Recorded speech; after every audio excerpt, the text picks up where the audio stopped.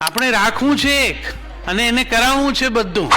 એક બાળક, આરતીએ કીધું એમ, તમે એને ચિત્ર દોરાવો, પાછું એને લઈ જઈને કરાટે શીખવો, પાછું એને ટેનિસ કરાવડાવો, પછી પાછું સ્કેટિંગમાં લઈ જાઓ, પણ આટલું બધું તમે પોતે કરી શક્યા હોત ખરા?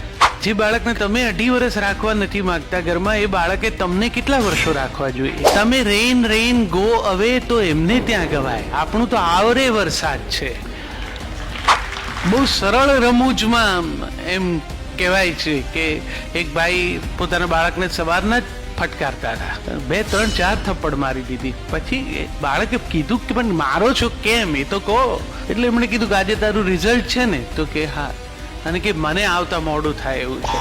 એક હમણાંથી સરસ ફોરવર્ડ થતો મેસેજ છે કે જેમાં એ વાત સ્પષ્ટ બહુ સુંદર રીતે કરી છે કે તમારું બાળક પણ દોડમાં પ્રથમ આવી શકે એમ છે, માત્ર તમે એની પીઠ પરથી ઉતરી જાઓ.